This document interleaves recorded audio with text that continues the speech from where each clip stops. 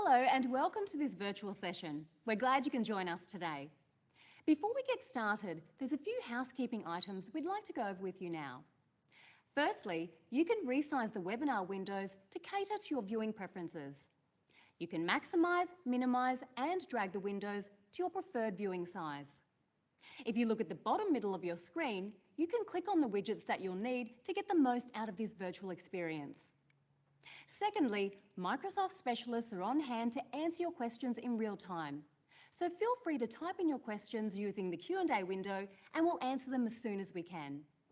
Lastly, we've provided some additional resources for you to supplement your learning. You can access them by clicking on the links in this section. Without further ado, I'll hand over to our speakers. Hello and welcome to the Microsoft Azure Training Days Fundamentals event. This course will cover foundational knowledge of cloud services and how those services are provided by Microsoft Azure.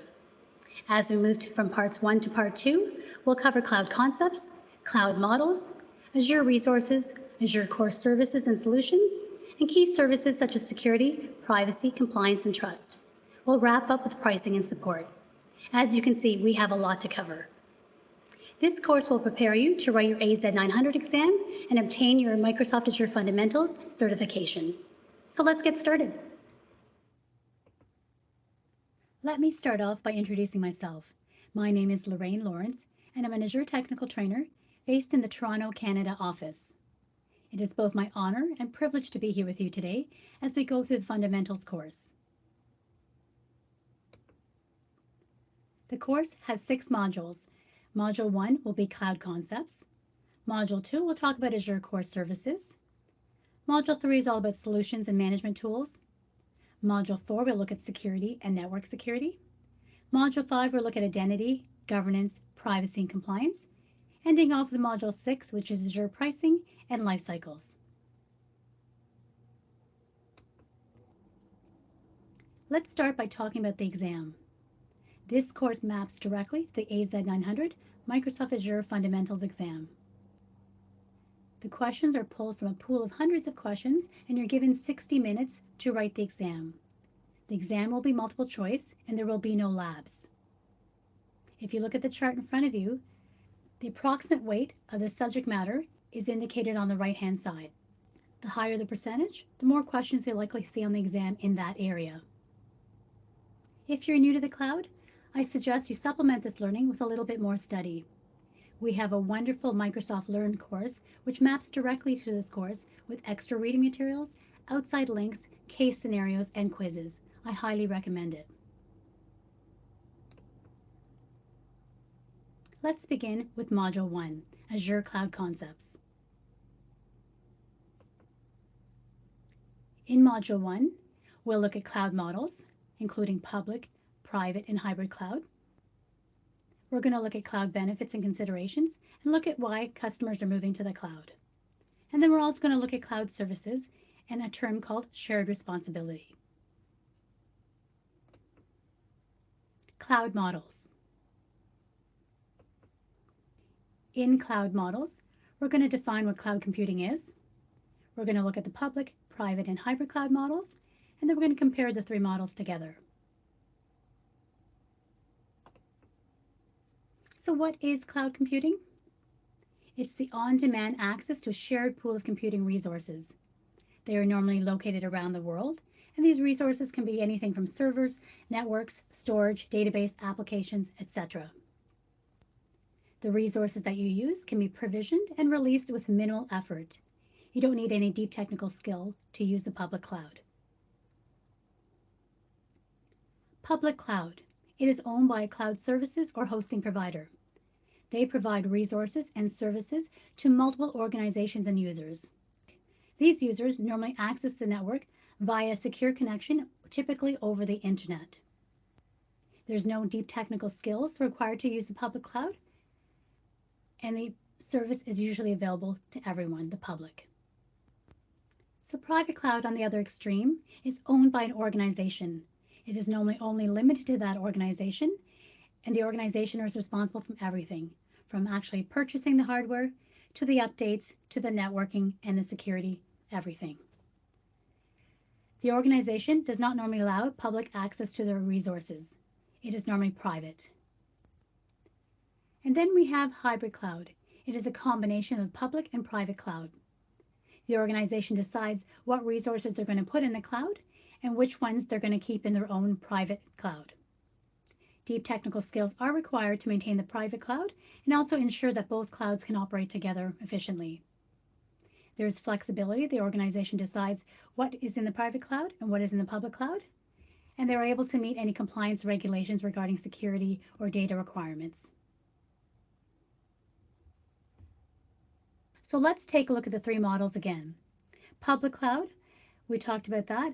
The organizations pay for only what they use in the cloud. It's available to the public, and there's no capital expenditure needed to scale up resources.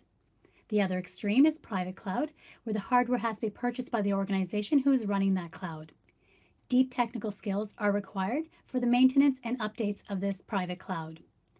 The organization normally has complete control of the resources and do not let the public access it.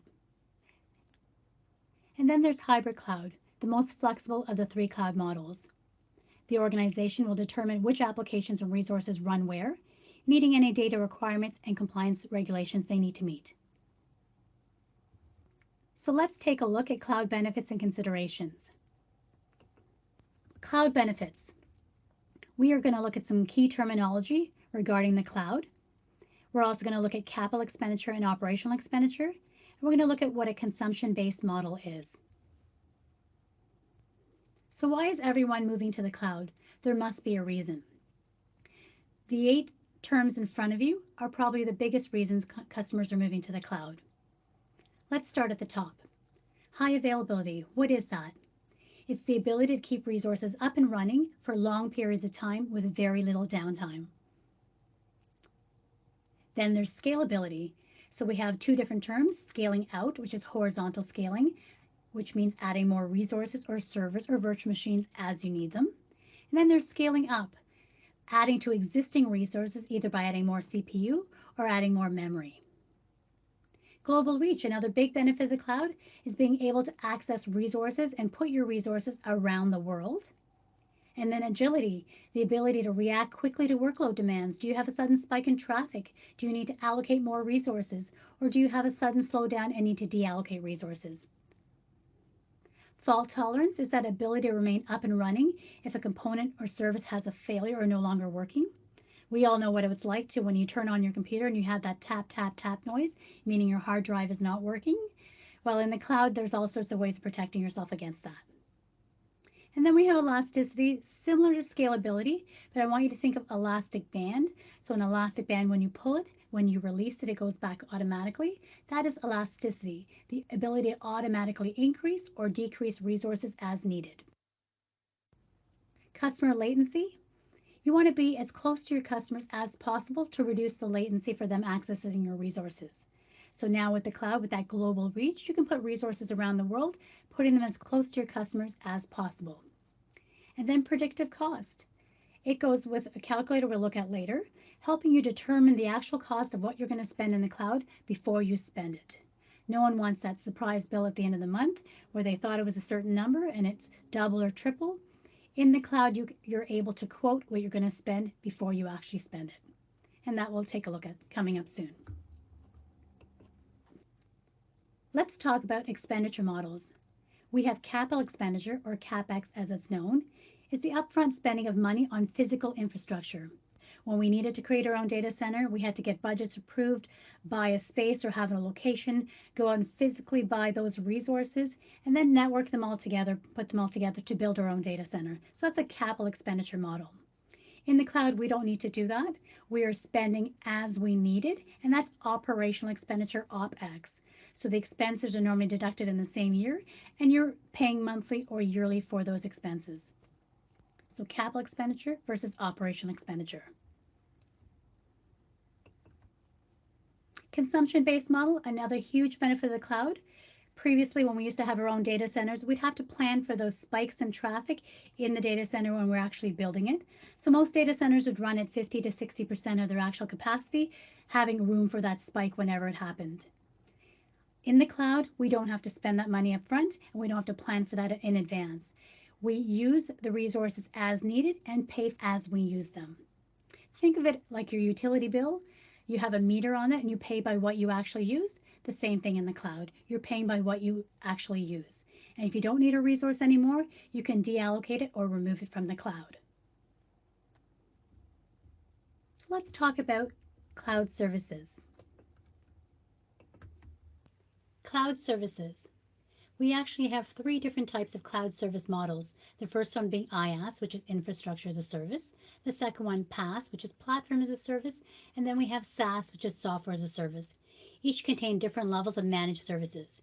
You can use a combination of these types of services depending on what you require. For example, you can use Microsoft 365 for your company's computers, which is SaaS.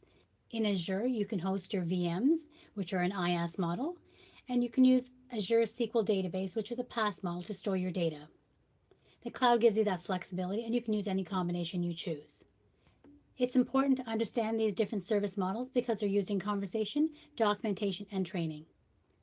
After that, we'll also talk about what a shared responsibility model is. Infrastructure as a service. So what is it? It's basically the paying for resources as you need them. So it's like renting servers and virtual machines in the cloud, and you're paying by what you actually use when you need it. Think of that meter again on your hydro.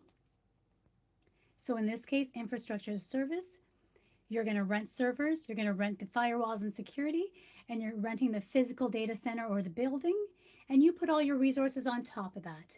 You load your own virtual machines, you choose your storage, you choose your operating system, all from that cloud solution provider. In the platform as a service model, the cloud solution provider is responsible for everything apart from the customer's own application. They are responsible for managing the server, the infrastructure, the operating system, the network, and even the service configuration. This model provides an environment for building, testing, and deploying software applications without having to worry about the underlying infrastructure. It allows your company to be more efficient and more productive. And then we have software as a service.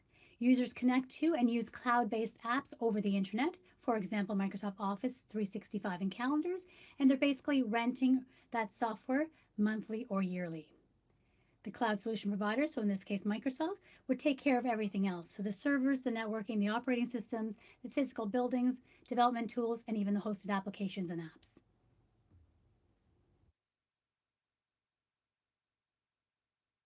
Summarizing the three cloud service models, we have the IaaS, PaaS, and SaaS models. In IaaS, I want you to think of the word flexibility. Microsoft, the cloud provider, configures and manages the hardware running underneath your application. You, the customer, selects the operating system and the hardware. A good example of an IaaS resource is virtual machines. In PaaS, I want you to think productivity. The customer focuses on their application development. The platform is managed by the cloud solution provider, which is Microsoft. A good example of a PaaS product is app services or containers. And lastly, we have SaaS, which I want you to think of the word subscription. It's a pay-as-you-go pricing model, monthly or yearly, and I want you to think of Microsoft 365, email, calendars, or tools such as Teams. Remember, you can use any combination of these infrastructures. We've just reviewed the cloud service models, and remember, it's all about control. You choose the level of control you want. The shared responsibility model in front of you goes hand in hand with these cloud service models. Let's take a look. When you look at on-premises, the very left on that chart in front of you, that's our private cloud. That customer is responsible for that entire stack you see in front of you. So everything green from storage all the way up to data and access, the customer is responsible for. Moving to the right, the infrastructure as a service model, Microsoft manages the compute, networking, and storage, which is the physical hardware. And the customer manages their data, applications, runtime operating system, and virtual machines. Moving to the right one more time at platform as a service, the customer focuses on their applications and data. Remember the productivity model, and Microsoft manages the infrastructure underneath. For the very last model, the software as a service, the customer manages their data and access, and Microsoft takes care of everything else. For all cloud deployment models, you're responsible for protecting your security of your data and your identities, your on-premises resources, and any cloud components you have control of, which vary by service type. We've covered a lot of foundational knowledge in this module, including cloud models, the benefits of cloud, and different levels of cloud service. In Module 2, we'll begin narrowing our focus to Microsoft Azure. We will start with Azure regions worldwide, and then we'll begin introducing you to core Azure resources. We'll look at Azure architectural components, looking at regions and availability zones, then moving on to core resources such as compute, networking, storage, and databases. Starting with regions, I want you to take a look at the map to the right-hand side. Take a look at those blue dots around the world, and those blue dots represent regions, Azure regions. We have over 60 regions located globally, as you can see, representing over 140 countries. Azure actually has more global regions than any other cloud solution provider. That blue dot, which is that region, represents a collection of data centers. It can be from 1 to up to 16 data centers. These regions help organizations meet their data residency requirements, which we'll talk about coming up. When you select a region, you want to select it as close to your customers and users as possible for that low latency we talked about earlier. It's important to note that not all regions have the same features built in, since they were created and built at different times. Now let's go a little bit deeper. We're talking about region pairs. So like those blue dots, they have region pairs, which means two blue dots in the same geography, separated by at least 300 miles of separation. These are automatic region pairs. So it's very important when you plan your deployments to pick automatic region pairs wherever possible. For example, if I was deploying my resources in East US, I'd want to pick the automatic region pair in the West US. So if there ever happened to be a wider Azure outage, one region out of every pair would be prioritized to help reduce the time it takes to restore data and applications. So you want to make sure you're in those automatic pairs. When Azure plans updates, they are rolled out to one of the region pairs at a time to minimize any downtime and risk of application outage. These region pairs are 300 miles apart for data protection. And then we have availability zones. They are built to protect against downtime due to a data center failure. So when we refer back to that map, that blue dot, we are looking at an Azure region, so like the diagram onto the right-hand side. And inside that region, we could have multiple availability zones, up to 3 actually. These are physical separate data centers located within the same region. Each one of these data centers is equipped with its own independent power, cooling, and networking. And they're connected together with private fiber optic networks, so there's very low latency between them. So if one region happened to go down, in this example, let's say availability zone went down, availability zone 2 would be fine because it's independent. As a reminder, not all regions have the same availabilities. You want to make sure they have the architectural structure you need before deploying your resources. So let's take a look at an availability zone in Dublin, Ireland. So this is Azure's facility in Dublin, Ireland. I'll give you a second just to look around. There's lots to see in this picture. Let's start off with the physical structure. As you can see, we have a fenced wall that goes around the entire structure, all the way around, and that's for security. So we want to prevent people from coming in. So adding to our security, we have some physical security. So there's this gate here. We've got security cameras, and if someone was trying to ram the gates, let's say, even if they got past here, they've got to go through a round driveway, so they're not building up any kind of speed. They're going to come around here, have to make a sharp left to be able to get in, so they're not building up any kind of speed. That's meant for security. You can see there's not a lot of parking. It's because we don't want a lot of visitors. It's not open to the public. If you get a chance to go to a data center, you're invited. Please go because it's very rare to go actually see a data center. If you're not on the list to go to see a data center, you will not go in. You can't knock on the door, buzz security, and say, I think I have some things in here. I just want to take a look around. We're not letting you in. It's meant for the protection of all our customers inside this data center. So you can see by the size of the cars in relation to the building how big this facility is. We've got three different colors of buildings here. We've got this blue one up front, this mainly white one back here, and then another blue one back here. So you are actually looking at one availability zone with 1, 2, 3 data centers. So these data centers have their own heating, cooling, and networking. And there's power generation sources here for the buildings. And there's actually a physical gap between these two buildings. You can't see because of this high wall, but you can see this one a little bit more. There's a physical gap here between these two data centers. There's also some power sources over here for these data centers. So remember, if this one happened to go down, these ones are independent of each other and they would still operate. So this is the Dublin data center. This is actually 3, 4, and 5 data centers out of almost 15 in this area, to give you an idea of the size of these data centers. So let's talk about availability options. In the cloud, we have a lot of flexibility to plan for backup and resiliency in case there's a data center failure or some sort of issue. When we talk about availability options, we want to make sure we're getting as high a 9 as possible. So starting on the left-hand side, I've got one single VM, and it's a 99.9 uptime SLA, which is a service level agreement, with premium storage. But that's a single machine. If I wanted to do better on that number, I'm going to go to the right-hand side, and I've got that same VM with an SLA of 99.99. So it's a higher SLA because I'm distributing that VM and its backup across availability zones.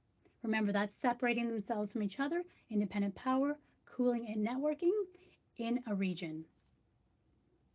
Moving over one more time to the right. So if I'm dispersing my virtual machine across multiple regions, I'm going to get even higher SLA because I'm diversifying and spreading out my risk. So in this case, on the right-hand side, I'm looking at region pairs. So remember, 300 miles apart minimum is the region pair rule. We'll talk about that in further details in another module, but I just wanted to introduce that concept. We're having a plan for backup, plan for resiliency, and that's the benefit of the cloud. It's easy to do. Now let's start talking about Azure resources. So in the cloud, what do we put in the cloud? We, of course, build our environments. We build our applications. We put our databases there. And these are some of the resources we have available. We've got, of course, virtual machines. We have storage accounts. We have databases, app services, functions, many different resources in the cloud. So you pick and choose what you need to run. And then we have resource groups. So we have those resources on the previous slide. We want to make sure we're grouping them into some sort of logical group. It could be by project type or project lifecycle, which is normally the preferred way of doing it. So when that project is ended and you no longer need those resources, you can deallocate them off the cloud, and it's easy to do. Other companies put all virtual machines together and all storage together and all their web and databases together. So different ways of organizing. You as a company should organize how you're going to do it. Resources, so if I had that virtual machine or that app, can only exist in one resource group, but that resource can be anywhere in the world. It doesn't have to be in the same region as that resource group.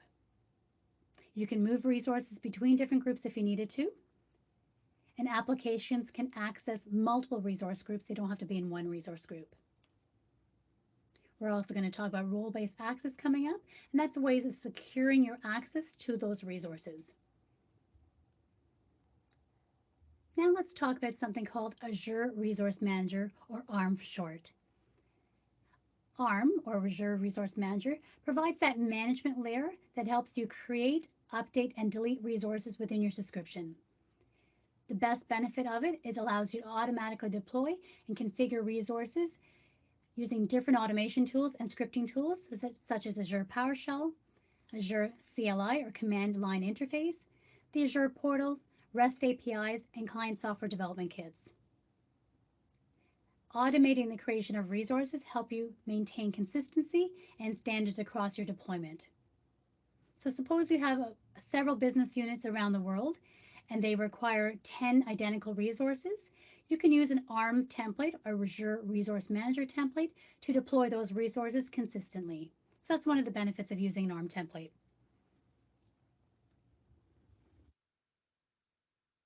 Then we have Azure subscriptions. An Azure subscription provides you with authenticated, authorized access to Azure accounts.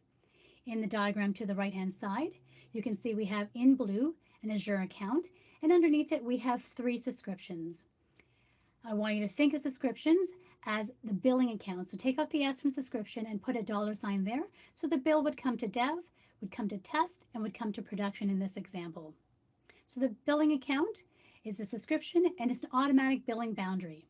It's also an access control boundary as well, where you can access and manage control to those resources within a certain subscription. An account can have multiple subscriptions like you see in front of you.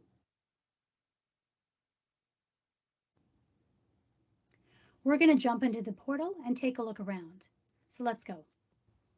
Here we are in portal.azure.com. Let's take a look at what the portal looks like in Azure. Starting from the right-hand side, we're going to make our way left as we cover all the buttons we pass. So hovering over, this is my account. It tells me my email address, my directory, and also my domain. Moving towards the left, I've got a happy face, so that's my feedback icon. I can give feedback on wherever I am in the portal. If I find this page confusing to understand, give us that feedback so we can use that to improve our products. Moving over to the help, the question mark, I can get help and support starting here. There's also a lot of links below and guided tours that you can take from here. Going over to the cogwheel icon, let's click on that. That's the portal settings itself. So this, what you see in front of me, is my home page, which is right here. I can also switch to a dashboard view as my home page. So whatever I choose, I prefer what I see right now, but you can use dashboard view and I'll show you what that looks like coming up. I also have an option to have the portal menu as a flyout or docked. I prefer flyout so I have more real estate on the page, but you can have it whatever way you choose. You can also choose between different themes, and you can select here high contrast, white, black as well. Moving over to notifications, when you see a number there in red, it means you have not seen something in there. So maybe you went to lunch and came back. There might be something you hadn't seen. That's just alerting you about that.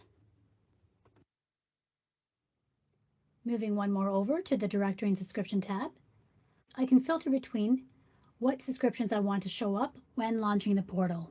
You can see I have many subscriptions down below.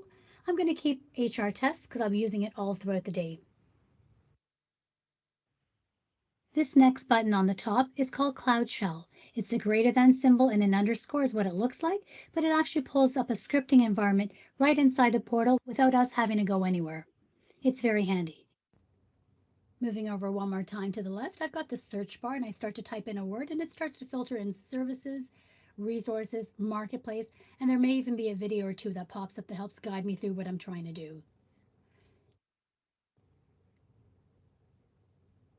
Moving one more time over to the left, that's my portal menu that we talked about earlier. You can see what's in there right now. I've got some favorites, as you can see there. Let's take a look at the favorites. I'm hovering over function apps. That star on the right hand side means it's a favorite. If I remove that star by unclicking it, you'll see it will disappear from my menu. Looking at other things in that portal menu, if I hover over virtual machines, I can see recent resources I've created, even some free training from Microsoft, and some useful links along the bottom. Hovering over load balancer is another one. I can see description. It describes what it does. Let's go to virtual networks. It shows me recent resources I've created in virtual networks. So this menu is really handy. Let's go take a look at dashboard. That's the other home page I have an option to have. As you can see, I've got a few resources here. I've got some quick start and tutorials in the center there. I've got metrics. I don't tend to use a lot in this demo account, so it's pretty empty right now. I can set up time zones, users and groups as well. I can also put help and support or any other metrics I'm trying to track. This could be your home page. Remember, we just have to set it up in the portal settings. If I select edit, a graph paper shows up and I can move these features around to make my dashboard. Continuing on to back to the portal, I can see all the other resources I have in front of me, including the most recent ones I've created. I can go to all resources and take a look at all the resources in my subscription. If I go to all services, these are services that are offered by Microsoft. On the left-hand side are all the different categories. And featured ones are on the right-hand side, and there's even some video training as you can see down in the bottom. If I click on storage accounts, I can go in and actually create a storage account by just clicking add and continuing from there. Starting with Azure Compute Services. So what are compute services? They're basically on-demand computing services that provide computing resources such as disks, processors, memory, networking, and operating systems. We've got virtual machines, we have app services, container instances, Azure Kubernetes Service, and Windows virtual machines. We're going to go into each one of them in a little bit more detail coming up. So starting with virtual machines, what are they? They're software emulations of physical computers, so virtual. They include a virtual processor, memory, storage, and networking. If you remember our IaaS, PaaS, and SaaS models, this one is an IaaS offering. It gives the organization total control and customization ability. And we should also mention virtual machine scale sets at this time. Remember that automatic scaling we first talked about, one of the benefits of the cloud? Well, virtual machine scale sets allow you to automatically manage fluctuations and workloads in the cloud. Remember that elastic benefit. It's still an IaaS model. There's no pre-provisioning of the VMs required, but you can plan for them to scale out and scale in as needed to manage demands and workflow. Here I am in the portal, and let's get started creating our virtual machine. So I'm going to create the virtual machine, and then I'm going to connect to that virtual machine and then install a web server role and then test it. Let's get started. So I'm going to create a new resource. I can also go to virtual machines, or I can also look on the left-hand side here and look for all services and then compute. And these are all the compute services. We're going to touch on some other ones later. Let's start with virtual machines, clicking on it there. And I'm going to go add a virtual machine. And it pulls up a graphical user interface that will walk me through the creation of my resource. So let's get started. On the Basics tab, which is where we are right now, I'm going to slide down so you can see a little better. We've got these tabs going across the top. They also will repeat across the bottom. Starting with my subscriptions, we're going to talk about subscriptions. That is your account where the billing goes to. So you want to put those resources into a subscription account. I'm keeping the one subscription, and I'm going to use that throughout my demonstrations. But now I need to start by creating a resource group. We talked briefly about resources and then resource groups. So I want you to create your resources, preferably with the same life cycle. I'm going to go ahead and create a new resource group for this demonstration. And I'm going to call it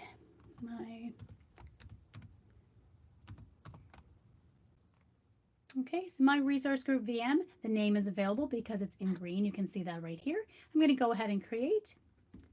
Sliding down so you can see a little bit better, just moving down to the bottom. Next thing I need to do is create a name for my virtual machine. So what name am I going to give it? When you create your names, I want you to pick something that's meaningful for you and your organization. For my demonstrations, I'm really going to pick a really simple name because I'm going to delete it at the end of the day. So let me go and create a name. I'm going to call it my VM3. Okay, so make sure you pick a name that makes sense to you. Mine are really simple. And because I'm in Toronto, Canada, I'm going to pick a region closest to me or one of the closer ones. I'm not going to pick Asia. I'm going to go over actually to USA East or East US. Sliding down again, giving you a little bit more visibility here. Something we talked about very briefly, we talked about availability zones. If you recall, that region, the blue dot on the map, has many availability zones inside of it. So I can choose that as my resiliency plan, or there's something called availability sets. We didn't really talk about it, but it's another way of protecting yourself, and they're putting your virtual machine on different servers and different racks in the same data center. So those are availability sets. Different from availability zones, we're actually separate data centers. As I mentioned before, not all regions have the same availability. So I'm going to switch this so you can see what I'm talking about. Let's go to Canada Central or Canada East. Let's pick. We're going to go look at that availability options, and you can see availability zones is grayed out. So in this, I only have an option to pick availability sets. Okay, so every region is different. Make sure you research your regions before starting to put your resources in there in case there's a particular feature you need. So I'm back to USA East. I'm going to keep these off for now. Don't have to pick them. There's no asterisk there, so it does not mean it's a mandatory field. And I'm going to pick an image for my virtual machine. This one's going to be Windows 2019 Data Center. So I'm going to pick this one here. There's many other private images. I'm just going to show you what that looks like. So there's a lot of images here. There's a particular build you want, and it goes on and on and on. Okay, I'm going to pick something simple, keeping my 2019 data center. Spot instance, that's your chance to save some money if you've got something that's temporary. We tell you not to put anything production on there, but if you have, maybe you're just running a few tests for a couple weeks, so use a space on our server for very cheap. Spot instance tells you right there. Discounted rate versus a pay-as-you-go price, and has to be tolerant to infrastructure loss, so we may need that space. As you'll notice, there's an information icon beside everything. Hovering over gives you information about what they're talking about, what they're looking for as an answer. Okay, so I'm at size right now. I'm going to keep mine pretty basic. As you can see, there's a price here right beside it, and that's part of that predictive cost. So I know what I'm going to spend per month on this virtual machine, and it tells me how many hours as well. So I'm going to let you see other options. These are ones I tend to use more often. There's many more sizes. I'll let you take a peek quickly. So there's more sizes here. I've filtered between certain gigs, but you can see very much more. Let's go down the scroll. A series, I've got D series, B series, E series, and I'm going to show you pricing just so you understand what we're talking about. It can go in the thousands of dollars, depends on what you choose. Okay, that predictive cost. Going back over, I'm going to not pick any of these. I'm just going to pick my default one, which is the D2S version 3. So I have 2 CPUs and 8 gigs of memory. Now I've got to choose my administrator account, sliding down so you can see my administrator account. Let's call it Azure Admin.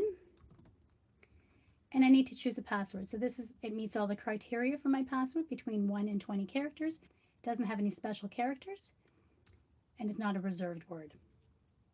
Now in the password, I'm going to go pick a password. I want to show you something. It does not let you pick the word password. That is a reserved word, will not let you choose it, and it has to be between 12 and 123 characters long. So I'm going to hide that.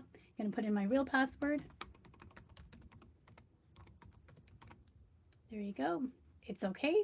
Confirming that password again.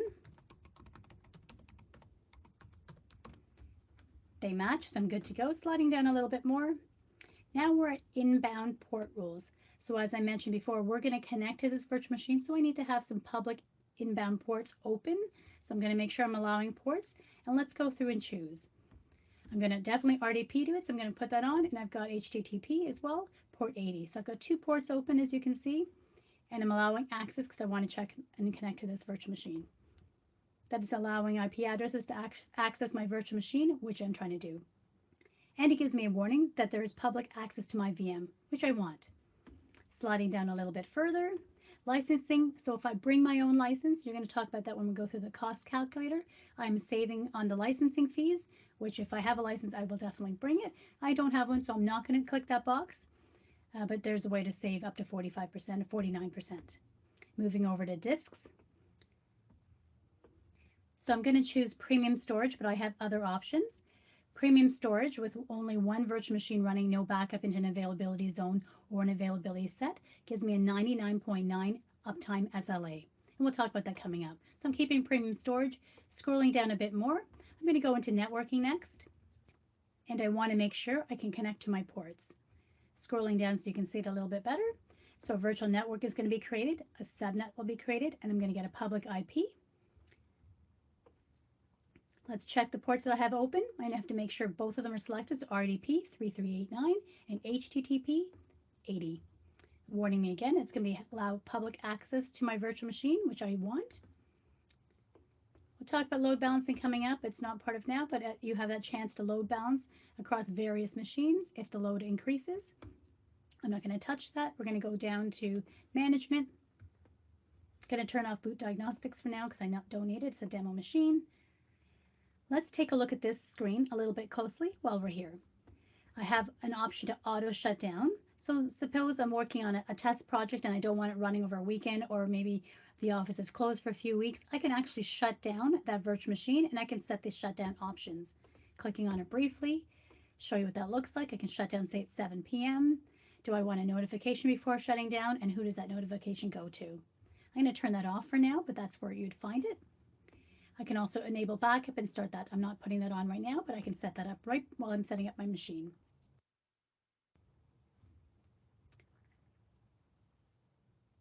Going to advanced. I'm going to leave everything as is. I don't have any extensions, anything else I'm loading. It's going to be pretty simple. I'm going to review and create. Well, let's go to tags too. I mentioned before that my subscription is a billing account. If I have multiple projects and multiple resource groups in the same subscription, I may want to divide up that bill by tagging the resources in it. And that's where I come into tags. I can put a name for my tags. I can say maybe HR. So this belongs to the HR department. And I can maybe call it project ABC. So I can filter by that project. So that tag will stay with this. At the end of the month, when I've got several pages of bills or many bills, I can divide it up by project ABC. So let's go ahead and review and create the options I've created, sliding down below. It's verifying that everything makes sense and there's nothing that's unusual. Giving me that predictive cost, as you can see here, it's 24 cents an hour for that virtual machine. So everything is passed, the validation is passed, and I just want you to take a look at this part down here. It's download a template for automation. We're going to talk about that later when we talk about ARM templates.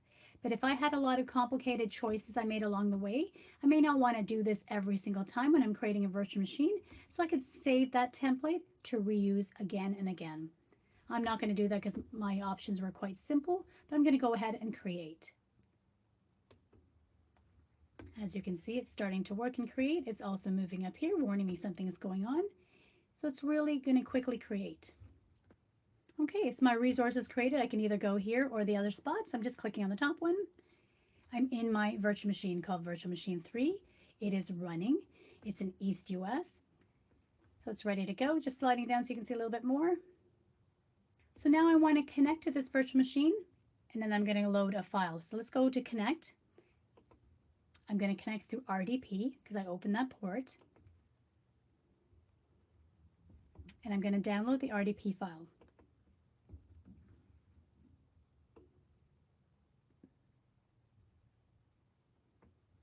File is downloaded. Okay, it can't verify the identity of the connection, the remote connection. I know it is, it's me, so I'm going to connect. I need to sign in as another user. Signing in as in a different account. So remember, Azure admin is what I used. Putting in my password. There you go, and I'm going to sign in. So it can't identify the remote computer I'm connecting to. That's okay, I'm going to go ahead. And I'm getting into my virtual machine. So here I am in my virtual machine. I'm going to go now connect to PowerShell. I'm going to go down here and look for PowerShell.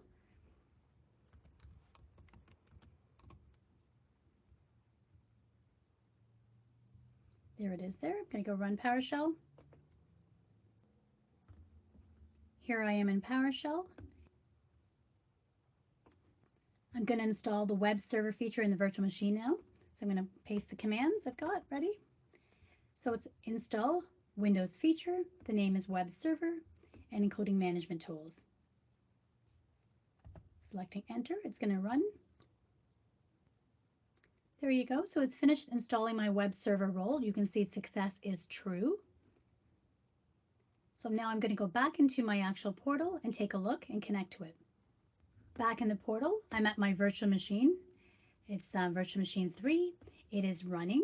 And I want to now connect to that virtual machine by going to the public IP address on the right-hand side here. I'm going to copy the IP address to my clipboard, create a new browser window, paste that address in, and there you go. I'm connected to that virtual machine.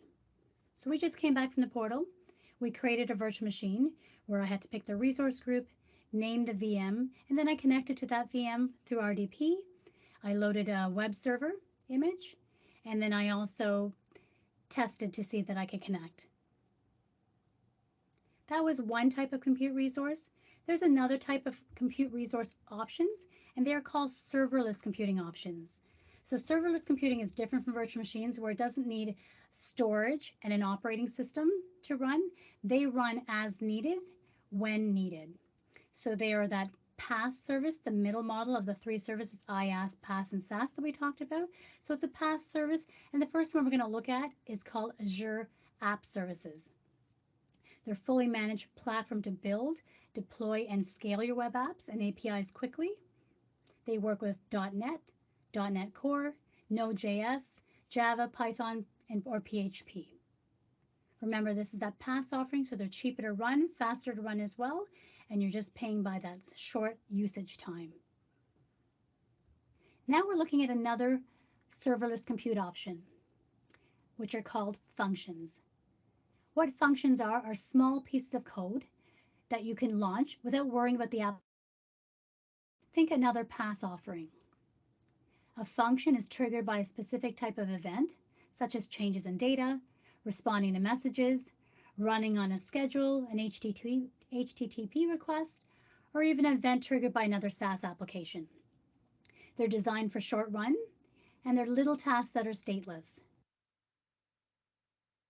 In simple terms, logic apps provide automated access and data across clouds without writing code. Every logic app workflow starts with a trigger, which fires when a specific event happens or when new data becomes available.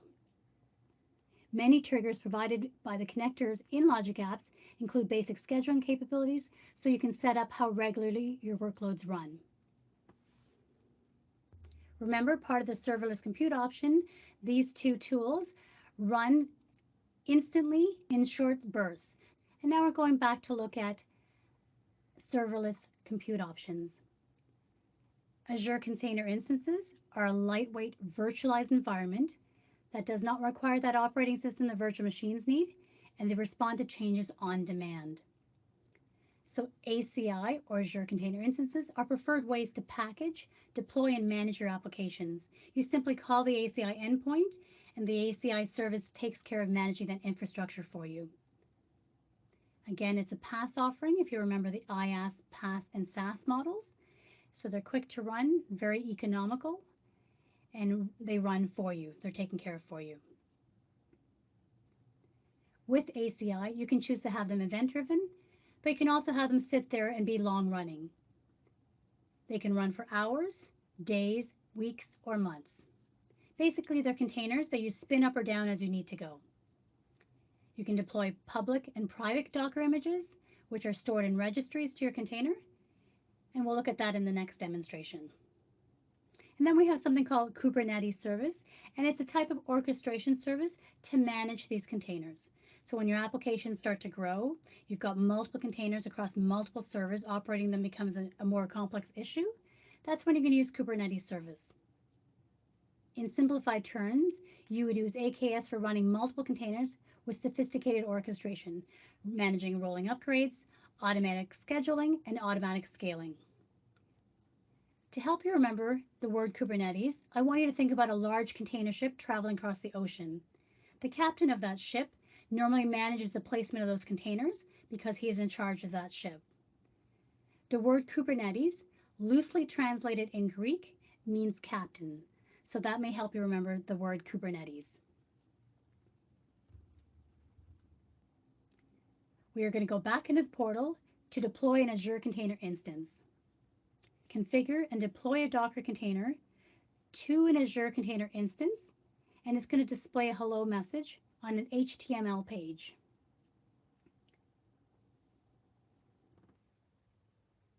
We're back in the portal, and we're going to create, configure, and deploy a container instance using Azure Container Instances.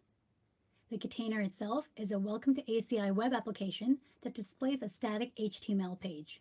Let's get started. So in the portal, I'm going to search for containers. And I'm looking for container instances right there. Clicking on it. Let's go ahead and add. We're going to create one.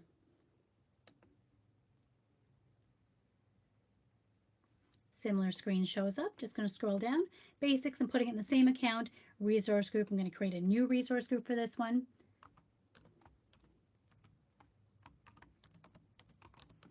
Okay, make sure your name and convention makes sense. I'm going to scroll down so you can see. There we go. Yes. Scroll down so I can see a little bit better.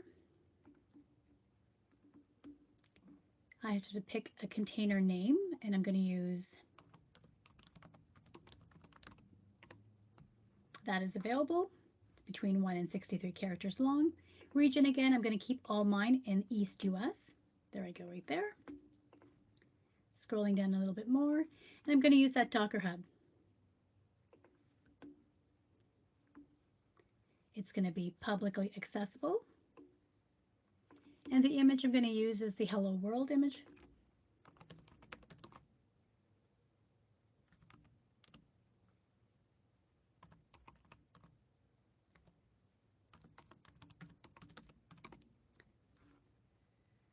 Okay, that's the image I have available. It's going to be a Linux OS. I'm going to keep the size default. I'm not going to play with that. Going over to networking. I need to choose a DNS name label, and it has to be globally unique. So let's find a name I can use.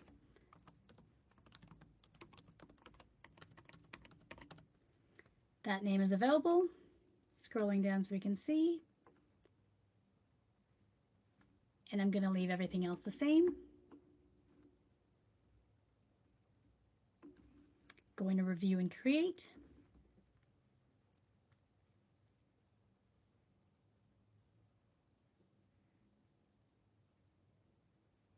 Looks like the validation has passed. I'm going to go ahead and create. Again, I can save that template.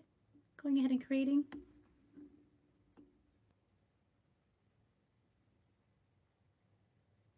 Okay, my resource has been created. Let's go to resource. I'm in my container resource instance here. I'm going to close this window right there. It's there. It is running, as you can see, in East US, and there's my container resource group. And I have nothing going there as yet. As you can see, I have no activity. So now I'm going to look at the fully qualified domain name, which is here, and I'm going to connect to this container. Copying that here, going to the browser, pasting, and I've now connected to that container.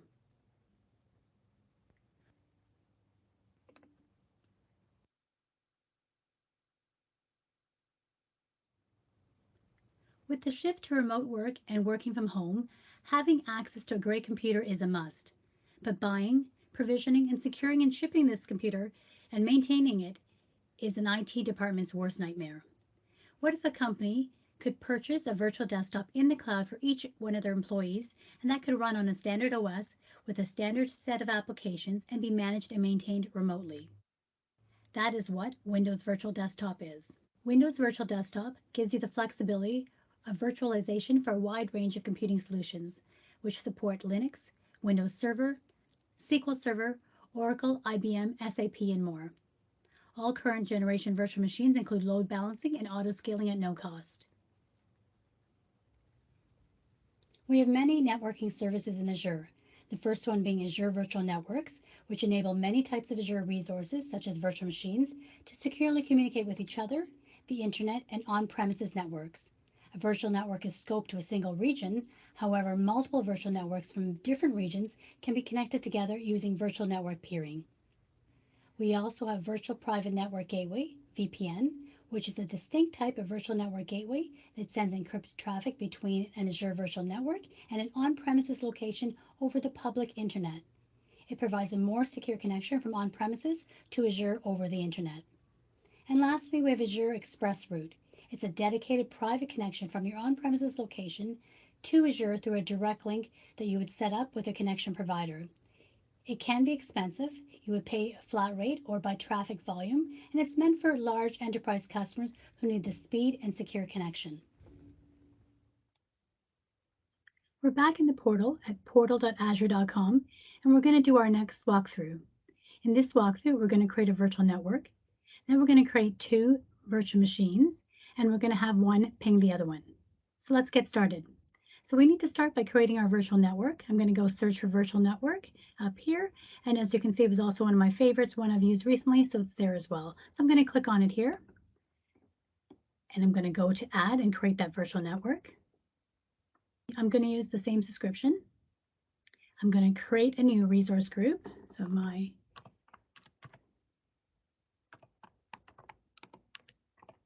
make sure your naming convention makes sense to you and your organization. So I've created my resource group. Let me name my virtual network. That name is available. I'm going to choose the region closest to me. Like all my demos, I'm going to use USA or East US. Going over to the IP addresses, I'm going to continue to use the default one. I'm not changing that. I'm not changing anything else. I'm going to use default settings for this example. There's tags again. We talked about tags, tagging your resources for the billing. I'm going to review and create. So validation's passed on the very basics I put in. Let's go ahead and create.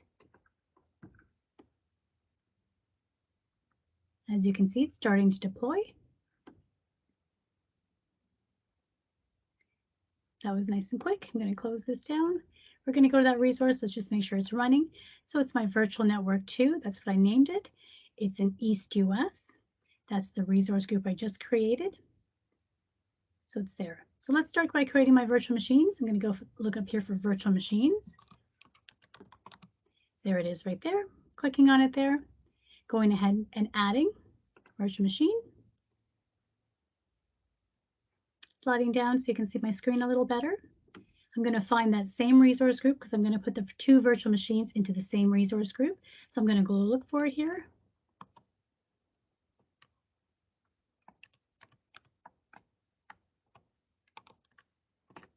There it is. Remember, I'm picking a simple name. Make sure your name makes sense to you. That name is available. East US again, sliding down. I'm going to change the image to Windows Server 2019 Data Center. Sliding down again. I'm going to keep the size the same. I'm just going to use the default. I'm paying $175 a month if I'm using this one. I delete at the end of the day, so I'm not worried about the cost. Going in and adding my admin account.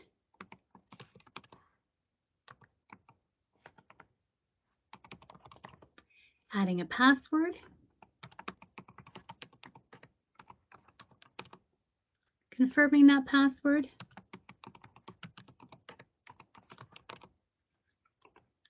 Sliding down a bit more. Now we've got to look at the port rules.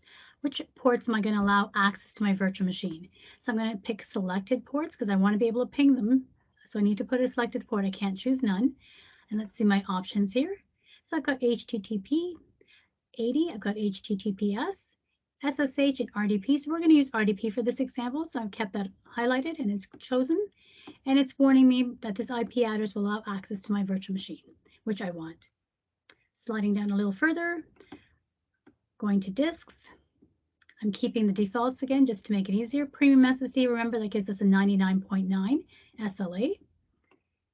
I'm not going to worry about anything else here. Going to networking. I've chosen the virtual network I'm using. I'm going to keep the subnet, the default, the public IP default as well, not changing any of these. Making sure my RDP port is still selected. Okay, and I'm not choosing a load balancing option for this one. Going over to management just so we can see. I'm going to disable boot diagnostics. And I can worry about these later. This is just getting us up with a virtual machine and virtual networks. Going to review and create right now. Looks good. Let's go ahead and create now. This is my first virtual machine in my virtual network.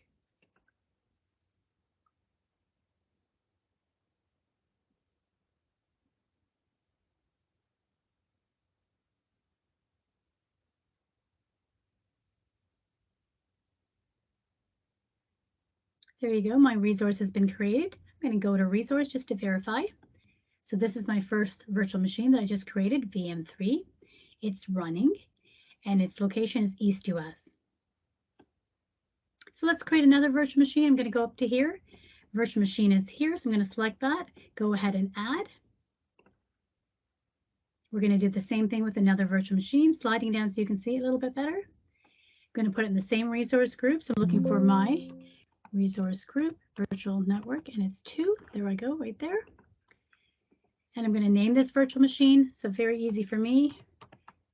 So I have virtual machine 3, and now I have virtual machine 4, keeping it in the same region. I'm going to use the same image again. I'm going to go to my 2019 Windows Server. That's my size. It's fine. I'm going to go add my administrator account username.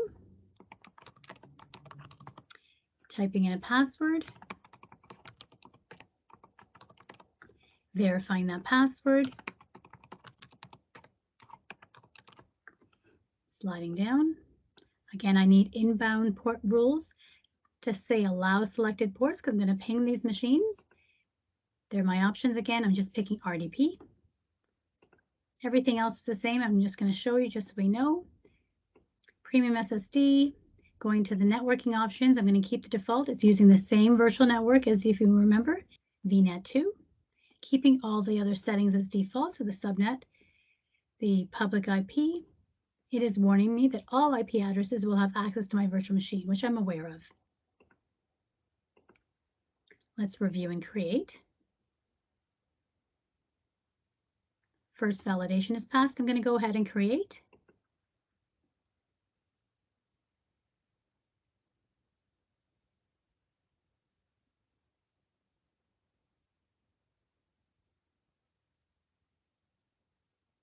So let's go to that resource. I'm going to verify it's running. So this is VM4, and it's in the same resource group. I'm going to search for the first one I created, so it's VM3. Let's take a look. There it is. I'm going to go take a look at that. Remember, we checked it's running. I'm going to connect to this virtual machine or try to connect. So I'm going to go to connect. I'm going to do an RDP connection. And I'm going to download an RDP file. File is downloaded. Let's open it to connect. It is warning me that this publisher of this remote connection cannot be verified. Do I want to continue? And I'm going to say yes, I'm aware. I'm going to sign in with my admin account.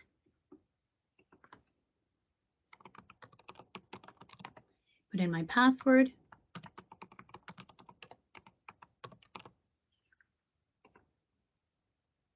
It's warning me again, it cannot be verified, the identity of the remote computer.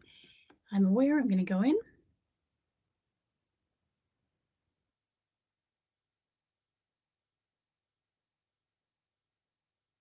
Here I am in my virtual machine 3. Let's go in. I'm going to get to PowerShell, searching for it in the bottom here.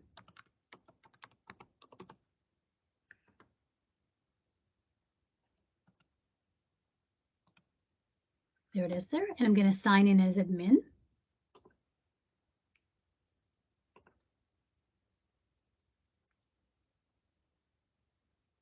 Here I am in my PowerShell session. It's just starting up. There I go. And that's my user that I'm signed in with. So I'm going to now try to ping the other machine. And if you recall, that was VM4. So I'm typing ping VM4, enter.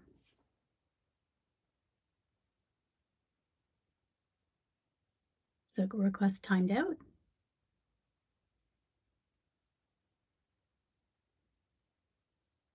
Timed out again.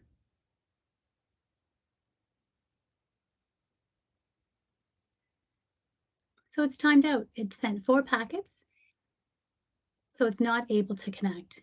And the reason why it's not able to connect, Windows Firewall by default blocks ICMP requests. We're going to have to go back into that virtual machine and allow ICMP requests. We're back in the portal now, and I'm going to go to my VM4. Let's search for it. There it is. Now I'm going to connect to this virtual machine, and then I'm going to allow ICMP requests. So I'm going to connect, RDP, download the RDP file. There it is, they're loading. Let's open it up. Again, it's giving me that warning. The publisher of this remote connection cannot be verified. I'm going to connect. I need to sign in again.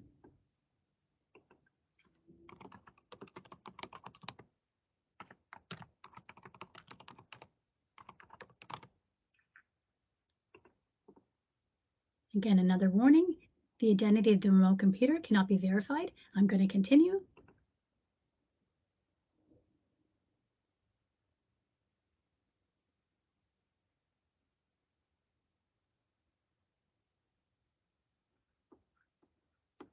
Here I am in virtual machine 4, so let's run PowerShell again.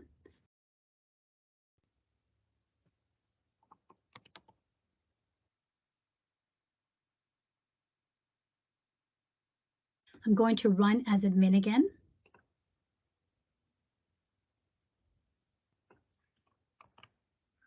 Here I am in PowerShell. I'm now logged in as admin user. I'm going to paste in that command that will allow that ICMP connection. So I'm allowing a new net firewall rule. Display names allow ICMP4. Taking a look at what we see, it has been enabled.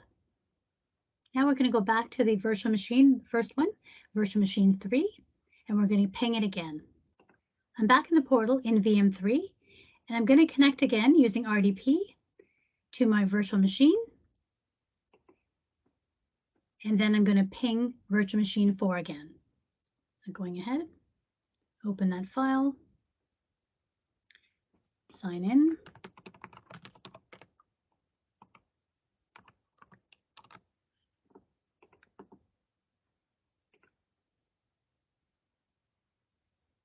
Going back to PowerShell, signing in admin.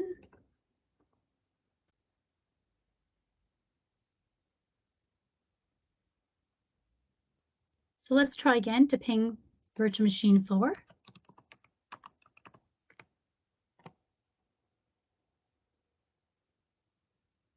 As you can see, it connected with virtual machine 4 times.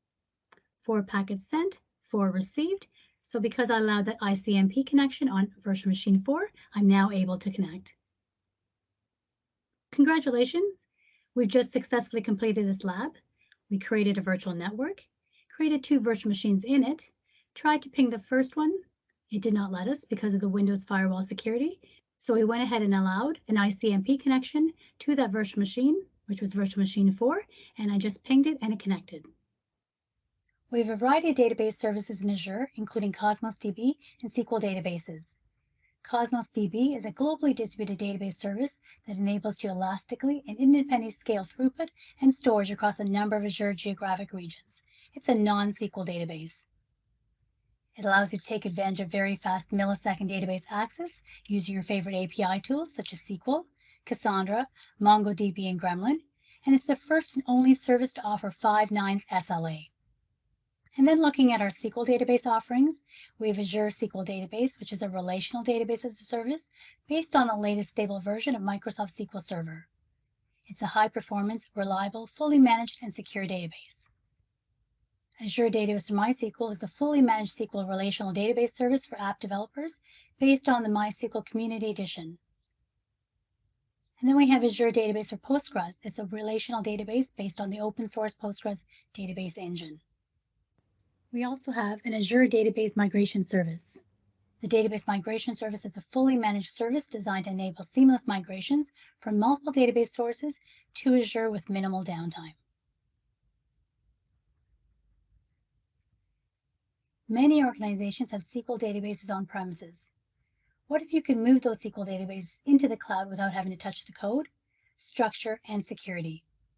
And what if that cloud database ran the same SQL software and was managed, patched, and maintained for you by Azure? That is Azure SQL Database Managed Instance.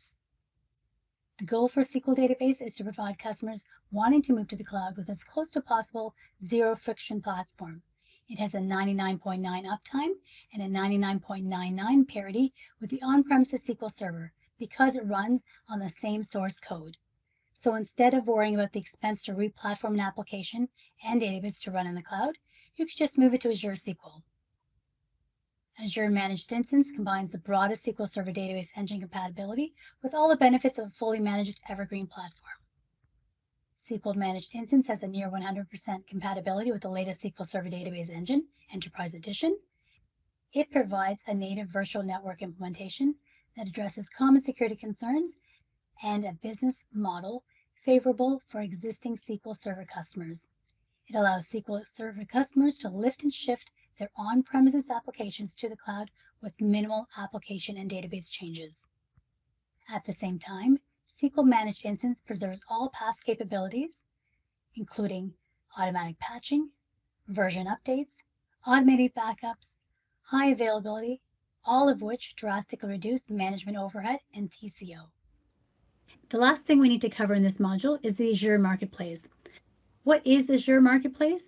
It's where you can find, try, and provision Azure applications and services from certified service providers, Microsoft partners, independent software vendors, and startups. We have close to 10,000 products in the marketplace. Let's go take a look at where we can find it.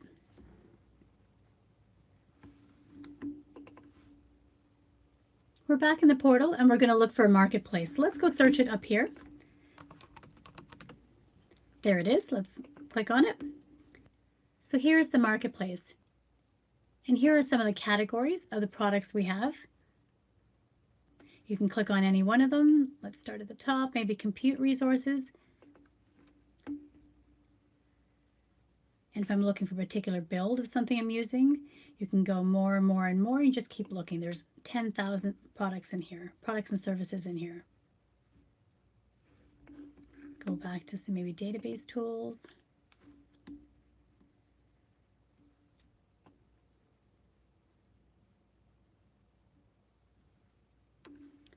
Go into machine learning.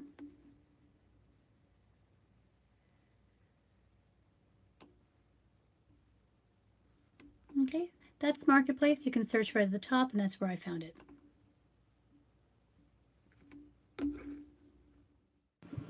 How are you doing? We just covered global Azure regions, management groups, subscriptions, compute, networking, storage, and databases. That was a lot. I'm going to give you a chance to stretch your legs, refill that beverage, and come back and meet me for Module 3.